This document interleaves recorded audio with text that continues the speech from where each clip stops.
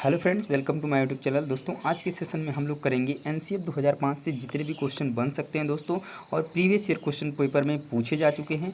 तो आज की वीडियो बहुत ही इंपॉर्टेंट है दोस्तों, क्योंकि जानते हैं कि एनसीएफ से लगभग 4 से 5 क्वेश्चन पूछा जाता है हर शिफ्ट में। तो दोस्तों, ये वीडियो आपके लिए बहुत ही महत्वपूर्ण है। वीडियो को लास्ट तक देखिएगा, आपकी बहुत सारे हेल्प हो जाएंगे इस वीडियो से। चलिए आज का पहला क्वेश्चन करते हैं। और अभी तक चैनल को सब्सक्राइब कहीं नहीं किए दोस्तों, चैनल को सब्सक्राइब कर लीजिए। चलिए पहला क्वेश्चन करिए। तो आज का पहला क्वेश्चन रहा दोस्तों कि राष्ट्रीय पाठ्यचर्या की रूपरेखा 2005 का उत्तरण निम्न में से किससे हुआ है? गीतांजलि, सभ्यता और प्रगति, विज्ञान एवं तकनीकी और गोदान।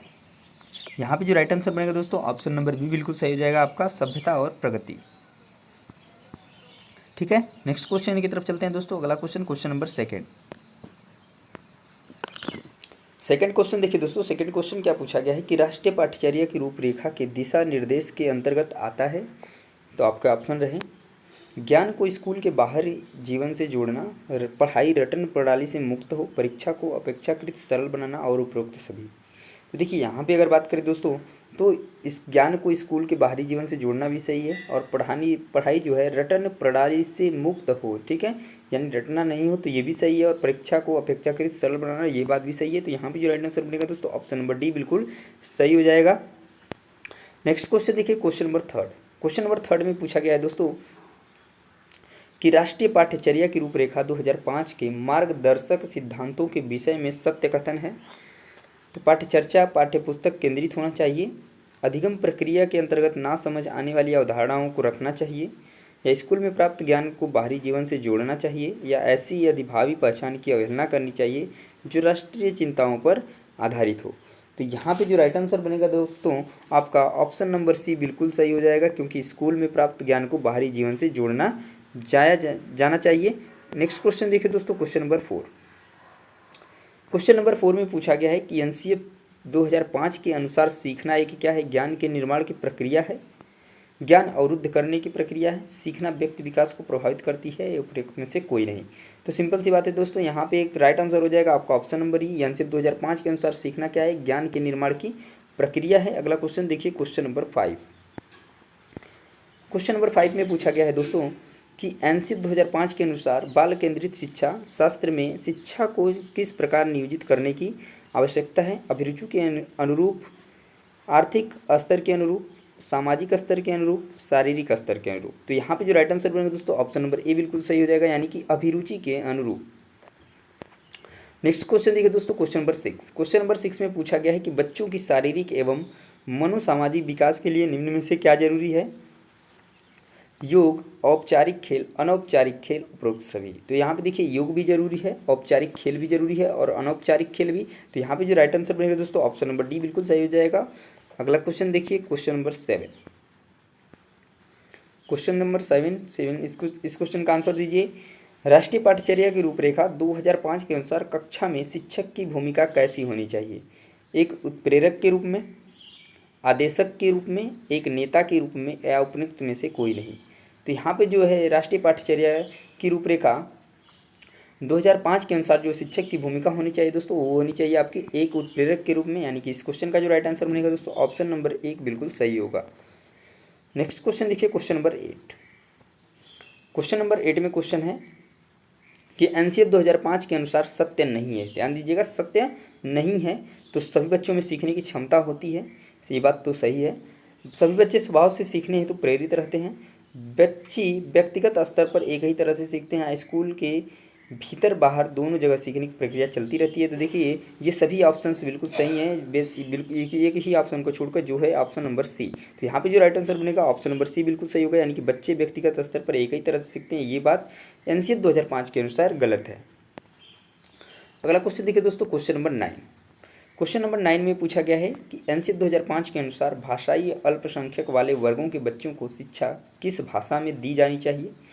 उनकी मातृभाषा में, अंग्रेजी में, हिंदी में, उपरोक्त सभी में। तो देखिए एनसीएफ 2005 के अनुसार जो भाषाई अल्पसंख्यक वाले वर्गों के बच्चों को शिक्षा उनकी मातृभाषा में देनी चाहिए। इस क्वेश्चन का राइट आंसर बनेगा option number A.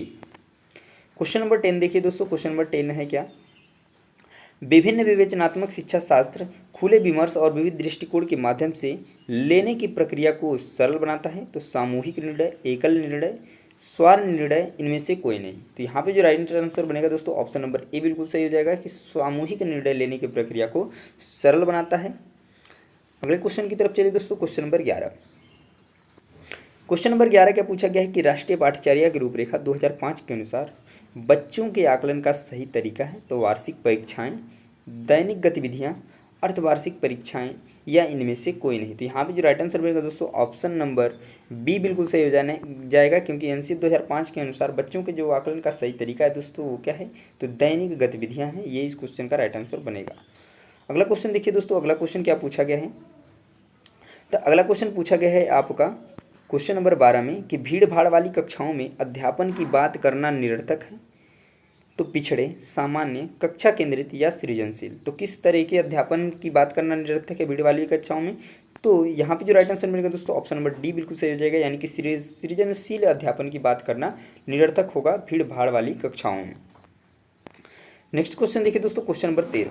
Question number 13 में पूछा गया है कि यदि बच्चे फेल होते हैं तो वे दर्शाते हैं अपनी असफलता को, स्कूल की असफलता को, समाज की असफलता को, परिवार की असफलता को। देखिए दोस्तों, इसमें दो तरीके से क्वेश्चन पूछ दिया जा सकता है और आप कंफ्यूज भी हो सकते हैं।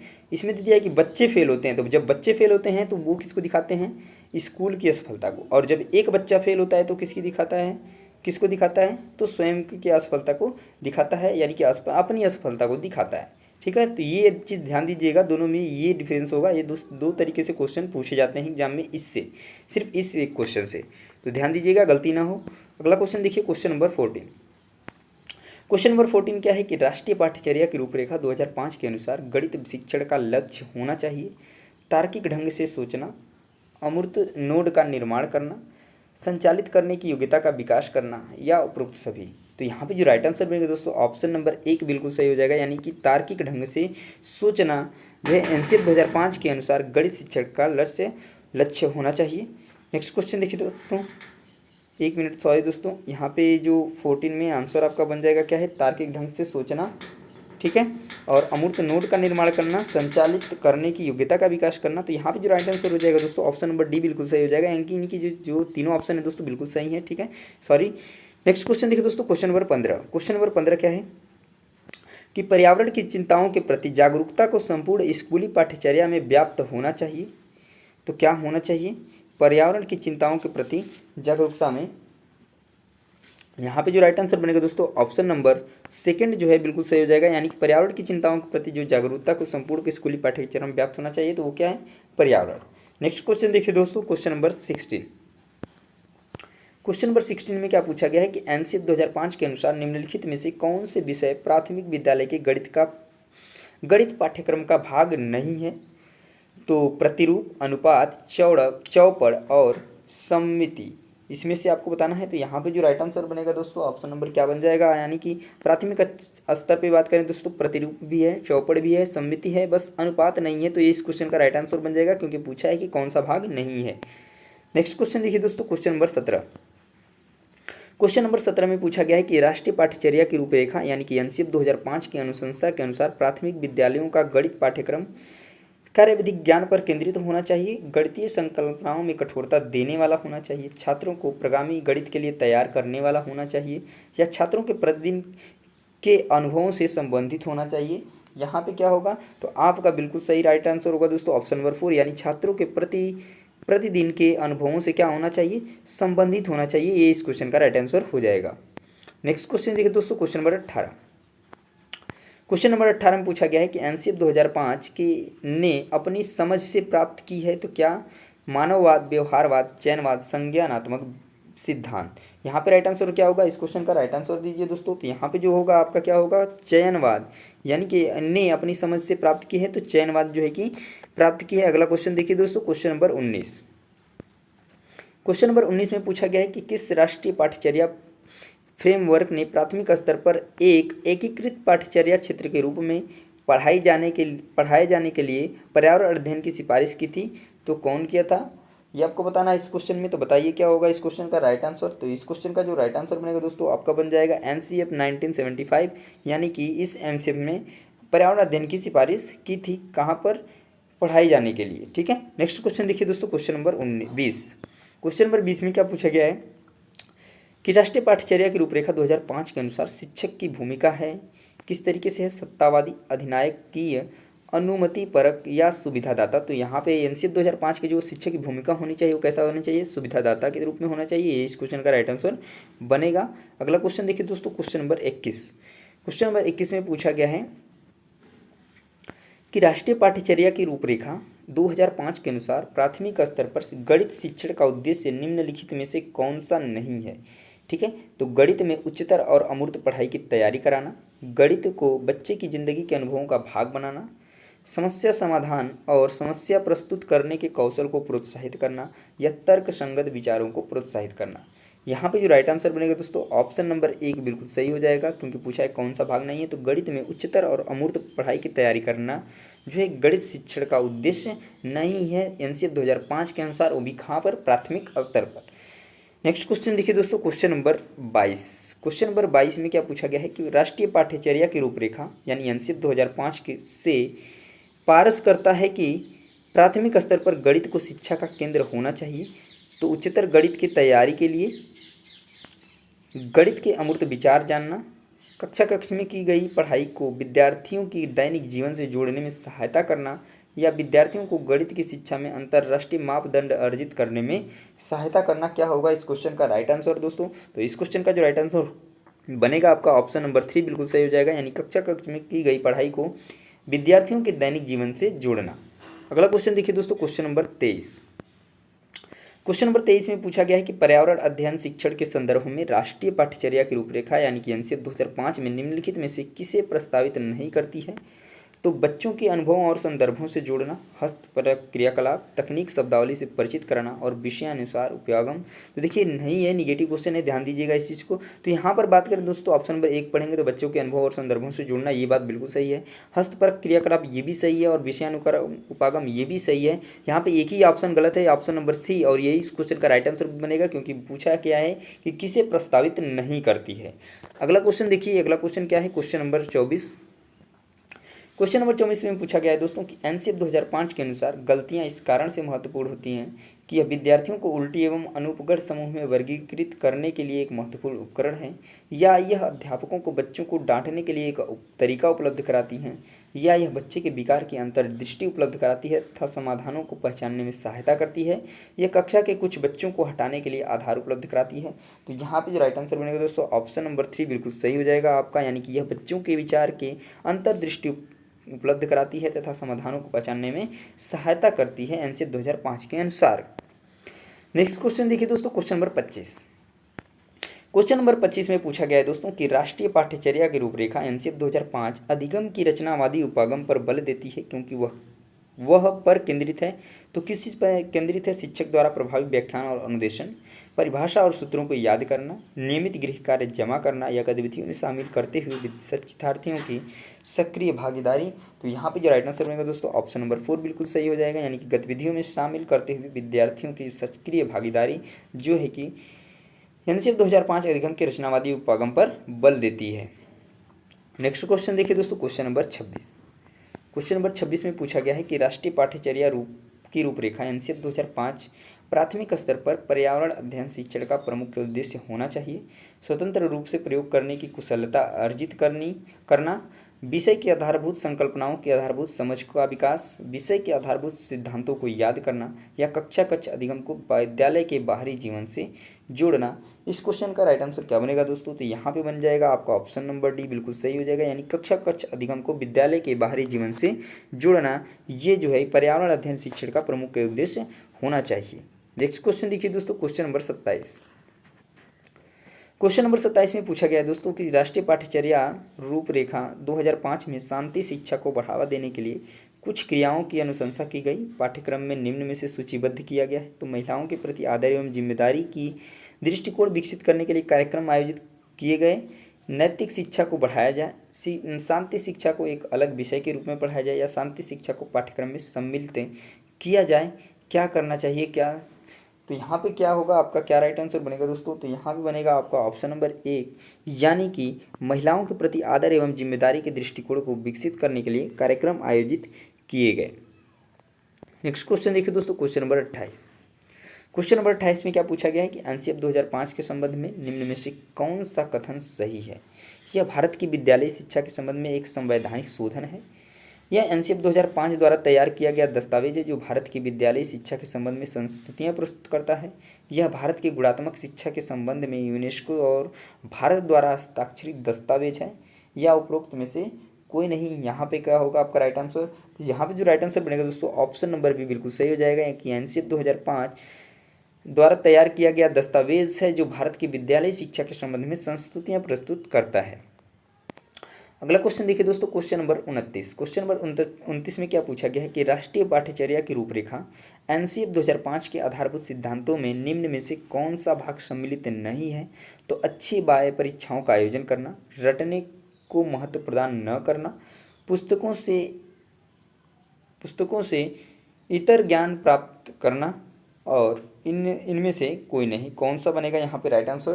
तो इस क्वेश्चन का जो राइट आंसर बनेगा दोस्तों ऑप्शन नंबर ए बिल्कुल सही हो जाएगा कि कौन सा भाग सम्मिलित नहीं पूछा है। ये चीज़ नेगेटिव क्वेश्चन पूछा था और यहाँ पर है अच्छी बाह्य परीक्षाओं का आयोजन करना और ये बात बिल्कुल गलत है दोस्तों। तो यहाँ पे जो राइट आंसर बनेगा ऑप्शन नंबर ए बिल्कुल सही हो जाएगा। अगला क्वेश्चन देखिए, क्वेश्चन नंबर 30। क्वेश्चन नंबर 30 में क्या पूछा गया है कि राष्ट्रीय पाठ्यचर्या की रूपरेखा 2005 की संस्थितियों के संबंध में कौन सा कथन सत्य नहीं है। तो विश्वविद्यालयों को राजनीति से मुक्त कर रखना, ज्ञान को बाह्य जीवन से जोड़ना, राष्ट्र के प्रजातांत्रिक मूल्यों का सम्मान या परीक्षाओं में लचीलापन। तो यहाँ पे क्या बनेगा आपका राइट आंसर। ये इस क्वेश्चन का आंसर बनेगा आपका दोस्तों ऑप्शन नंबर ए, यानी कि विश्वविद्यालयों को राजनीति से मुक्त कर रखना। ये जो है इसके संबंध में यानी कि एनसीएफ 2005 की संस्तुतियों के संबंध में ये कथन नहीं यानी सही नहीं है। अगला क्वेश्चन देखिए, क्वेश्चन नंबर 31। क्वेश्चन नंबर 31 में पूछा गया है कि राष्ट्रीय पाठ्यचर्या की रूपरेखा 2005 दस्तावेज में भाषा के लिए निहित है। तो एक भाषा, द्विभाषा, तीन भाषा और बहुभाषा। तो यहाँ पे जो राइट आंसर बनेगा दोस्तों ऑप्शन नंबर डी बिल्कुल सही हो जाएगा, यानी कि बहुभाषा इस क्वेश्चन का राइट आंसर बनेगा। अगला क्वेश्चन देखिए, क्वेश्चन नंबर 32। क्वेश्चन नंबर 32 में पूछा गया है कि एनसीएफ 2005 की कार्यशाला कहाँ पर आयोजित की गई। तो ये आपकी की गई है कहाँ पर, एनसीईआरटी न्यू दिल्ली। ठीक है, ये बात आप लोग याद रखेंगे। अगला क्वेश्चन देखिए दोस्तों, अगला क्वेश्चन पूछा गया है क्वेश्चन नंबर 33। इसमें पूछा गया है कि एनसीएफ 2005 का मुख्य सूत्र शिक्षा बिना बोझ के विचार कब आया था, ये आपको बताना है। तो क्वेश्चन नंबर 33 का आंसर क्या हो जाएगा दोस्तों। तो ये बनेगा आपका ऑप्शन नंबर थर्ड बी जो है बिल्कुल सही हो जाएगा, यानी कि 1993 में ये विचार आया था कि शिक्षा बिना बोझ के। अगला क्वेश्चन देखिए दोस्तों, क्वेश्चन नंबर 34। क्वेश्चन नंबर 34 क्या है कि राष्ट्रीय पाठ्यचर्या की रूपरेखा 2005 के अनुसार गणित शिक्षण का लक्ष्य होना चाहिए। तो ऑप्शन देखिए क्या है, तार्किक ढंग से सोचना, अमूर्त नोड का निर्माण करना, संचालित करने की योग्यता का विकास करना और उपयुक्त सभी। यहाँ पे अगर आप ऑप्शन पढ़ते हैं तो ये तीनों के तीनों ही ऑप्शन बिल्कुल सही है। तो यहाँ पे जो राइट आंसर बनेगा दोस्तों ऑप्शन नंबर डी बिल्कुल सही हो जाएगा। अगला क्वेश्चन देखिए, क्वेश्चन नंबर 35। क्वेश्चन नंबर 35 में पूछा गया है दोस्तों कि राष्ट्रीय पाठ्यचर्या की रूपरेखा 2005 के अनुसार सत्य नहीं है। तो सभी बच्चों में सीखने की क्षमता होती है, ये बात बिल्कुल सही है। सभी बच्चे स्वभाव से सीखने हेतु प्रेरित रहते हैं, ये बात भी सही है। बच्चे व्यक्तिगत स्तर पर एक ही तरह से सीखते हैं, ये बात गलत है। ठीक है, और स्कूल के भीतर बाहर दोनों जगह सीखने की प्रक्रिया चलती रहती है। तो ये तीनों ही ऑप्शन सही है। यहाँ पे पूछा है कि कौन सा नहीं है, तो यहाँ पे राइट आंसर बनेगा ऑप्शन नंबर सी। अगला क्वेश्चन देखिए दोस्तों, क्वेश्चन नंबर 36। क्वेश्चन नंबर 36 में पूछा गया है कि राष्ट्रीय पाठ्यचर्या की रूपरेखा के दिशा निर्देश के अंतर्गत आता है। तो ज्ञान को स्कूल के बाहरी जीवन से जोड़ना, पढ़ाई रटन प्रणाली से मुक्त हो, परीक्षा को अपेक्षाकृत सरल बनाना, उपरोक्त सभी। यहाँ पे जो राइट आंसर बनेगा दोस्तों ऑप्शन नंबर देखिए अंतर्गत पूछा है। ठीक है, तो यहाँ पे जो राइट आंसर बन जाएगा आपका ऑप्शन नंबर डी बन जाएगा। ठीक है, बिल्कुल सही है, यानी कि तीनों के तीनों ऑप्शन बिल्कुल सही हैं यहाँ पर जो ऊपर दिए गए हैं। अगला क्वेश्चन देखिए दोस्तों, क्वेश्चन नंबर 37। यहाँ पे पूछा गया है कि राष्ट्रीय पाठ्यचर्या की रूपरेखा 2005 के मार्गदर्शक सिद्धांतों के विषय में सत्य कथन है। तो यहाँ पे जो राइट आंसर बनेगा दोस्तों ऑप्शन नंबर सी बिल्कुल सही हो जाएगा, यानी कि स्कूल में प्राप्त ज्ञान को बाहरी जीवन से जोड़ना यहाँ पे मार्गदर्शक सिद्धांतों के विषय में सही है। अगला क्वेश्चन देखिए दोस्तों, क्वेश्चन नंबर 39। पूछा है कि एनसीएफ 2005 के अंतर्गत परीक्षा सुधारों में किस सुधार को सुझाया गया है। तो सामूहिक कार्य मूल्यांकन, सतत मूल्यांकन, खुली पुस्तक की परीक्षा का मूल्यांकन या सभी। तो यहाँ पे जो राइट आंसर मिलेगा दोस्तों ऑप्शन नंबर डी बिल्कुल सही हो जाएगा, यानी कि ये सभी में जो है कि परीक्षा सुधारों में सुधार सुझाया गया है, सामूहिक कार्य मूल्यांकन में भी, सतत मूल्यांकन में भी और खुली पुस्तक की परीक्षा में मूल्यांकन। अगला क्वेश्चन देखिए दोस्तों, क्वेश्चन नंबर 14 पूछा गया है कि विद्यालय शिक्षा का अब तक का नवीनतम राष्ट्रीय दस्तावेज है, तो वो कौन सा है दोस्तों? तो ये है आपका आंसर 2005। ठीक है, इस चीज़ को आप लोग याद रखेंगे, ये बहुत ही इंपॉर्टेंट क्वेश्चन है। अगला क्वेश्चन देखिए, क्वेश्चन नंबर 41। क्वेश्चन नंबर 41 में पूछा गया है कि किस मंत्रालय की पहल पर एनसीएफ 2005 तैयार किया गया था? तो मानव संसाधन विकास मंत्रालय, रेल मंत्रालय, अधीनस्थ बोर्ड या उपरोक्त में से कोई नहीं। तो देखिए, ये जो मंत्रालय पे तैयार किया गया था एनसीएफ 2005, वो कौन सा है? तो मानव संसाधन एवं विकास मंत्रालय इस क्वेश्चन का राइट आंसर बनेगा। याद रखिएगा इस चीज़ को, ये भी बहुत ही इंपॉर्टेंट क्वेश्चन है। अगला क्वेश्चन देखिए दोस्तों, क्वेश्चन नंबर 42 यानी कि एनसीएफ 2005 में किन शिक्षण सूत्रों के अधिकतम प्रयोग का सुझाव दिया गया है? तो अज्ञात से ज्ञात की ओर, अमूर्त से मूर्त की ओर, ज्ञात से अज्ञात की ओर एवं मूर्त से अमूर्त की ओर, या सभी। तो यहाँ पे जो राइट आंसर बनेगा दोस्तों ऑप्शन नंबर सी बिल्कुल सही हो जाएगा, यानी कि ज्ञात से अज्ञात की ओर एवं मूर्त से अमूर्त की ओर अधिकतम प्रयोग का सुझाव दिया गया है। कहाँ पर? एनसीएफ 2005 में शिक्षण सूत्रों के। अगला क्वेश्चन देखिए दोस्तों, क्वेश्चन नंबर 43 पूछा है कि करिकुलम किस भाषा का शब्द है? तो करिकुलम जो है दोस्तों आपके लैटिन भाषा का शब्द है, ये बात आप लोग याद रखेंगे। अगला क्वेश्चन देखिए, क्वेश्चन नंबर 44। क्वेश्चन नंबर 44 में पूछा गया है कि एनसीएफ 2005 की कार्यशाला कहाँ पर आयोजित की गई? SCERT Udaipur, SIERT Udaipur, NCERT नई दिल्ली और NHRD दिल्ली। तो यहाँ पे जो राइट आंसर बनेगा दोस्तों ऑप्शन नंबर सी बिल्कुल सही हो जाएगा, यानी एनसीएफ 2005 की कार्यशाला कहाँ पर आयोजित की गई? तो नई दिल्ली में आयोजित की गई है, ये बात आप लोग याद रखेंगे। अगला क्वेश्चन देखिए, क्वेश्चन नंबर 45। क्वेश्चन नंबर 45 में पूछा गया है कि निम्न में से एनसीएफ 2005 में किस बात पर बल दिया गया है? तो विद्यालय के लिए शिक्षा, विकास के लिए शिक्षा, शांति के लिए शिक्षा, या सभी। तो यहाँ पे जो राइट आंसर क्या बनेगा दोस्तों? तो यहाँ पे जो राइट आंसर बनेगा ऑप्शन नंबर सी बिल्कुल सही हो जाएगा, यानी कि शांति के लिए शिक्षा पर बल दिया गया है। अगला क्वेश्चन देखिए, क्वेश्चन नंबर 46। 46 में पूछा गया है क्या कि एनसीएफ 2005 में किस परीक्षा के संबंध में सुधार के लिए सुझाव दिए गए थे? तो कक्षा 10वीं की परीक्षा ऐच्छिक हो, प्रतियोगी प्रवेश परीक्षा को ऐच्छिक, या कक्षा 12वीं की परीक्षा ऐच्छिक हो, या उपरोक्त सभी। तो यहाँ पे जो राइट आंसर बनेगा दोस्तों ऑप्शन नंबर 1 बिल्कुल सही हो जाएगा, यानी कि कक्षा 10वीं की जो परीक्षा हो दोस्तों क्या हो? ऐच्छिक हो। ये परीक्षा के संबंध में सुधार के लिए सुझाव दिए गए थे। नेक्स्ट क्वेश्चन देखिए दोस्तों, अगला क्वेश्चन नंबर 47 क्या है कि पाठ्यक्रम निर्माण की आवश्यकता क्यों है? शिक्षक की सुविधा के लिए, शिक्षा के उद्देश्यों की प्राप्ति हेतु, बालकों को पाठ्यपुस्तक उपलब्ध करवाने के लिए, या इनमें से कोई नहीं।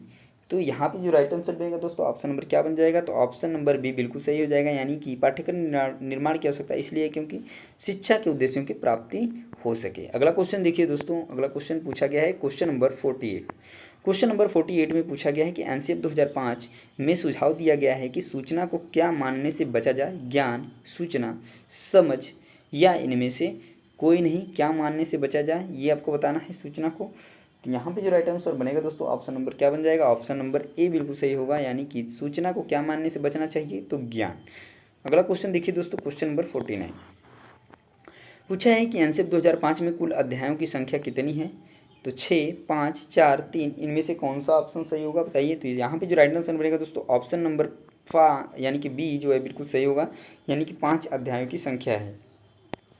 अगला क्वेश्चन देखिए दोस्तों, क्वेश्चन नंबर 50। क्वेश्चन नंबर 50 में क्या पूछा गया है कि एनसीएफ 2005 में गुणवत्ता आयाम शीर्षक के अंतर्गत महत्व दिया गया है शिक्षित एवं अप्रेरित शिक्षकों को, बालकों के लिए ज्ञान संदर्भ में संरचित अनुभवों को, बालकों के लिए संरचित अनुभव एवं पाठ्यक्रम सुधार को, या भौतिक संसाधनों को।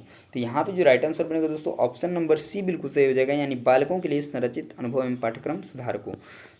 तो यहाँ पे जो राइट आंसर बन जाएगा ऑप्शन नंबर सी। तो दोस्तों ये थे पूरे आज के सेशन में एनसीएफ 2005 से आए हुए टॉप 50 क्वेश्चन, जो कि बहुत ही इंपॉर्टेंट हैं आपके एग्जाम के दृष्टिकोण से। तो वीडियो कैसी लगी दोस्तों कमेंट में हमें जरूर बताइएगा, और वीडियोस को लाइक शेयर जरूर करिएगा। और जो लोग भी अभी तक चैनल को सब्सक्राइब नहीं किए दोस्तों, चैनल को सब्सक्राइब करके बेल आइकन को प्रेस कर लें, क्योंकि आगे नहीं आने वाली वीडियोस बहुत ही इंपॉर्टेंट होने वाली हैं। मिलते हैं दोस्तों नेक्स्ट प्रैक्टिस सेट में, तब तक के लिए जय हिंद।